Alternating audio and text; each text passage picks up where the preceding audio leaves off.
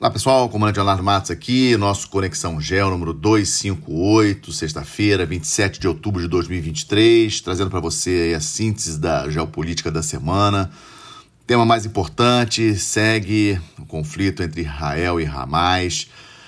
Hoje é o 21º dia desse conflito e a grande expectativa é quando que Israel vai efetivamente entrar em Gaza para a operação terrestre. Números mais ou menos atualizados, de acordo com as fontes do Ministério da Defesa de Israel e também lá do Hamas, 7.000 mortos em Gaza, palestinos mortos em Gaza pelos ataques israelenses, 1.500 terroristas do Hamas foram mortos em território israelense nos dias 7 e 8 desse mês, por ocasião daquela invasão, e 1.400 mortos do lado de Israel, 220 reféns. Essa semana tivemos mais 2 reféns liberadas, uma boa notícia, total 4 reféns já foram liberados, é um número muito pequeno, considerando o total de 220 reféns ainda estão em poder do Hamas dentro de Gaza. É uma questão bastante complicada. A oposição a Israel, em várias manifestações, vimos aí ao longo da semana, especialmente no último final de semana, muitas manifestações contra Israel em várias capitais, especialmente impressionou lá em Londres, 100.000 pessoas nas ruas cobrando a interrupção dos ataques israelenses contra Gaza e a questão da Palestina, a Palestina ser considerada um Estado. É a força das redes sociais, a força das imagens dos ataques lá em Gaza que acabam fazendo que as pessoas ao redor do mundo acabem esquecendo as atrocidades que o Hamas cometeu no dia 7 de outubro. Essa é uma questão importante que a gente não pode esquecer. E essa semana as discussões na ONU ficaram bastante acirradas, porque o secretário-geral da ONU, Antônio Guterres, fez uma declaração dura dizendo que o ataque do Hamas não foi do nada, e isso pegou muito mal. O embaixador israelense na ONU replicou também de uma maneira muito forte contra o secretário-geral, pedindo a saída do secretário-geral. Então foi um momento aí de bastante tensão. No dia seguinte, o Antônio Guterres explicou o que ele quis dizer, defendendo de que é óbvio que o que o Hamas fez é abominável. Israel tem todo o direito de acabar com Hamas. Hamas é inimigo de Israel. Israel tem todo o direito de eliminar todos os terroristas do Hamas. Isso aí acho que é claro, e foi isso que o Antônio Guterres quis dizer.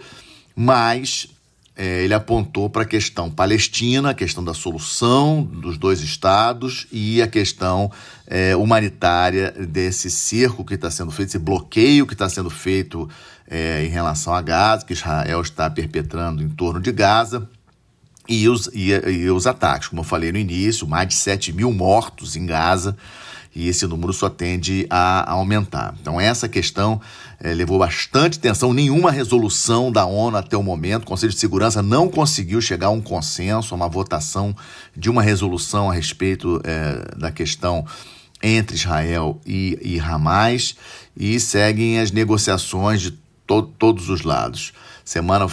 A visita aí importante da semana foi o presidente da França, o Macron, e ele também deixou um recado para Israel. Ele foi a Israel, visitou Israel, e ele deixou um recado para o Netanyahu com relação a essa questão humanitária, direitos humanos, que não dá para sair jogando bomba da maneira como está sendo feito, porque acaba levando o número de mortos civis que não tem nada a ver com essa guerra, é um número muito alto, e as consequências disso é que é importante nós observarmos. Ou seja, por mais que Israel, nós já chegando ao final, Israel vai conseguir eliminar todos os terroristas do Hamas. E essa inclusive, foi o título que eu escolhi para esse nosso Conexão Geo de hoje.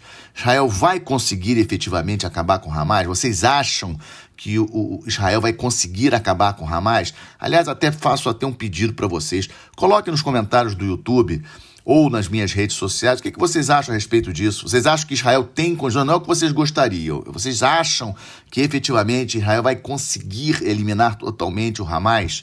E esse ponto das mortes de civis palestinos, especialmente crianças, as cenas que temos visto. Qual o impacto disso na opinião pública, especialmente dentro dos países árabes, dentro dos países de religião e dentro das comunidades de muçulmanos espalhados em vários países, inclusive nos países da Europa e nos Estados Unidos. Qual o impacto dessas imagens nessa comunidade, né? Será que vai ser melhor para Israel? No final, Israel vai conseguir matar todos os terroristas do Hamas. E daí? E aí o que vai acontecer? Então, essa é uma questão importante. Outro ponto também para chamar a atenção de vocês, uma coisa que eu achei impressionante essa semana, um contra-torpedeiro da Marinha dos Estados Unidos conseguiu interceptar 12 drones e 3 mísseis que foram lançados lá do Iêmen contra Israel. Esse navio da Marinha dos Estados Unidos estava navegando no Mar Vermelho. Impressionante a capacidade militar dos Estados Unidos em termos aí, de aferição de radares, de precisão nos mísseis. O navio conseguiu destruir esses drones, esses mísseis que estavam indo em direção a Israel. É um detalhe bastante relevante. E os Estados Unidos, como eu já falei para vocês, os Estados Unidos estão com 2 grupos de batalha nucleares em porta-aviões em torno de Israel.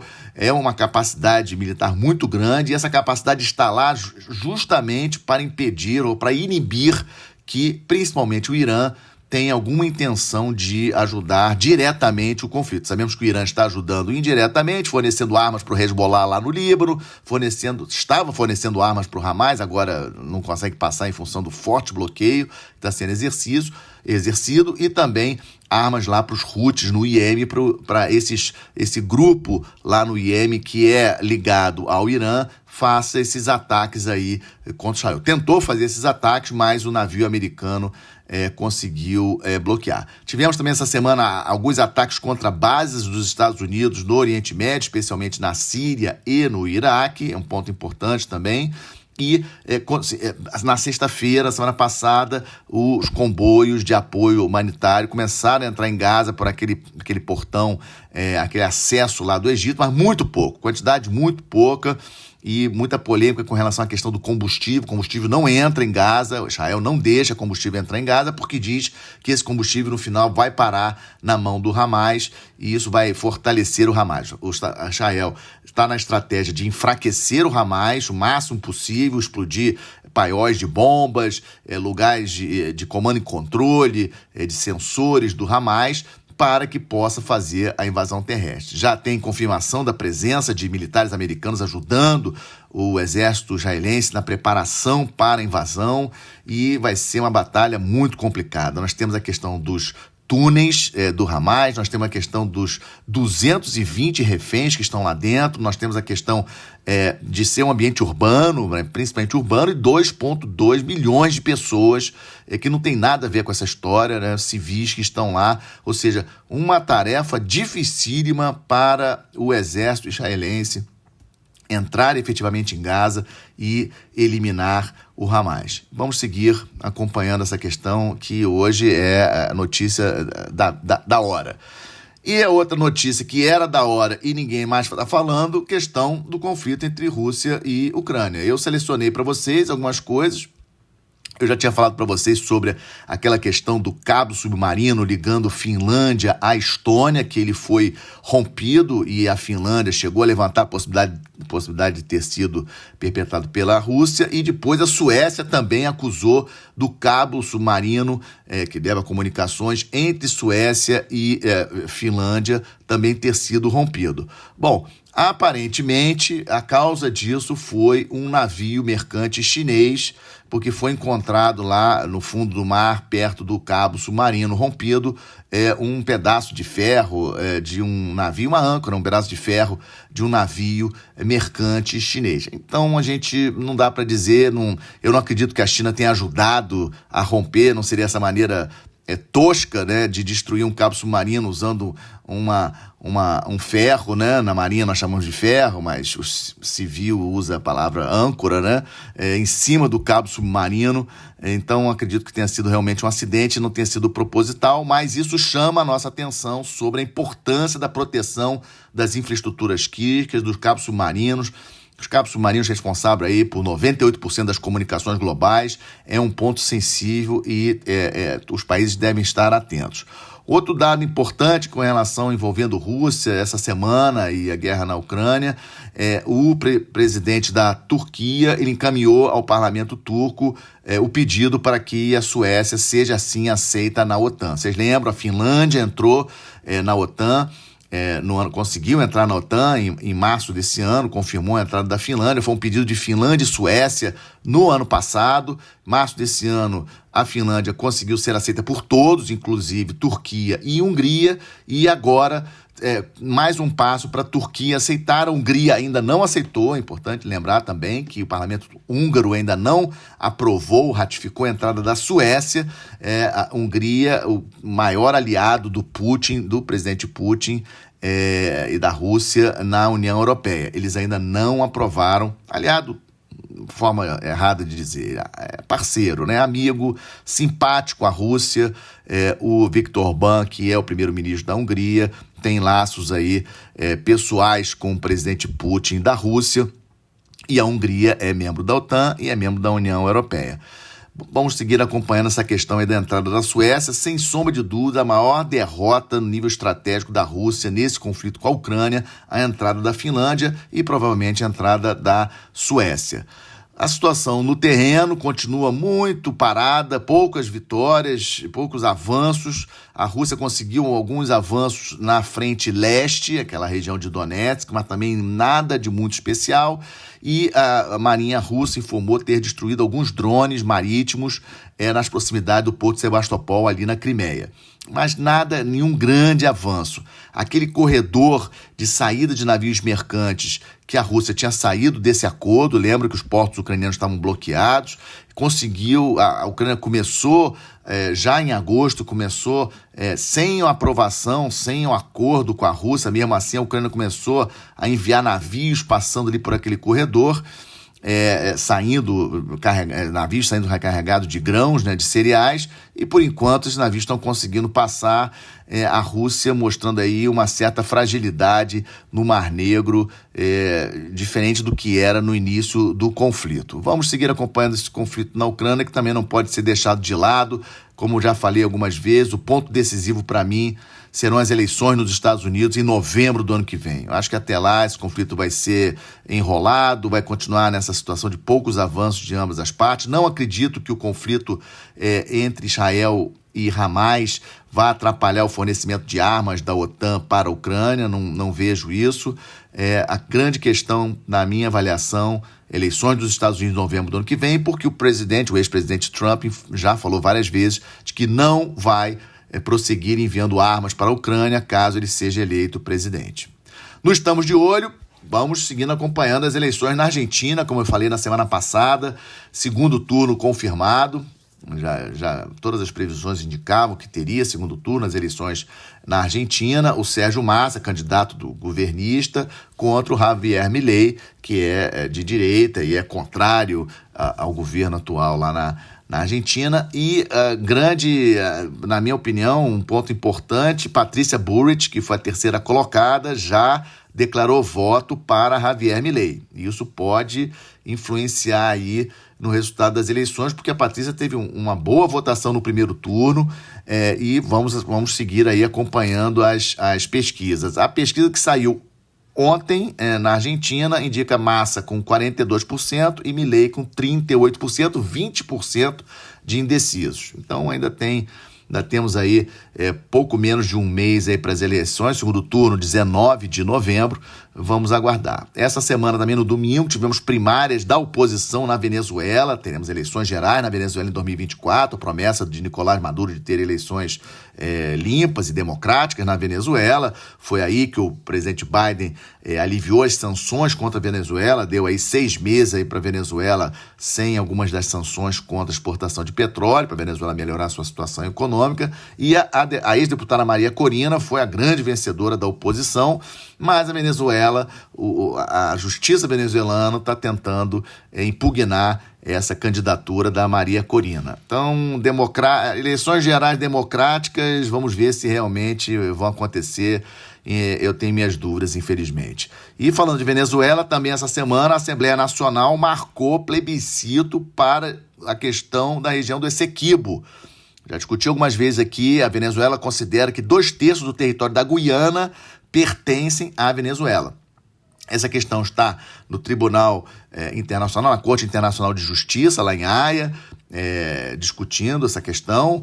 A Guiana, obviamente, não aceita 2/3 do território dela, só que a Assembleia Nacional da Venezuela marcou um plebiscito para a população dia 3 de dezembro para discutir essa questão do Essequibo, se vão criar um novo estado, pegando parte do território atual da Venezuela e essa região do Essequibo na Guiana, uma situação bastante complicada que pode abrir uma nova frente de preocupação para os Estados Unidos. Vejam bem, 3 de dezembro, vocês imaginam 3 de dezembro, nesse plebiscito, a grande maioria da população venezuelana apoiando a criação desse novo estado dentro da Venezuela, que incluiria essa região do Essequibo, que corresponde a 2/3 do território da Guiana, e aí vocês imaginam a Venezuela efetivamente enviando tropas, etc. Os Estados Unidos provavelmente vão mobilizar algum poder militar, alguns navios talvez, para operar ali nas águas da Guiana para dar uma certa proteção, porque não há uma garantia de 100% de que a Venezuela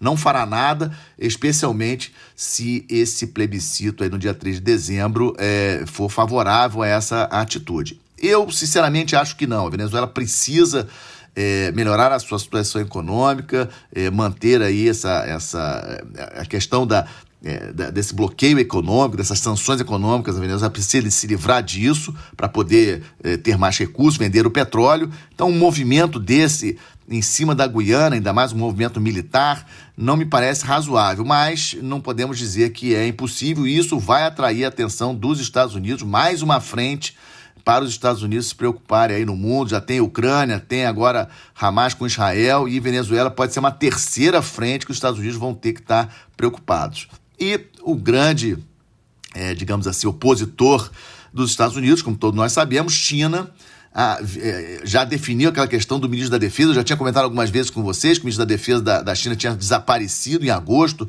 e, finalmente, essa semana ele foi retirado da posição. Então, o Ministério da Defesa lá na China, bastante, digamos assim, nublada a situação, muita indefinição. Isso aí não é bom.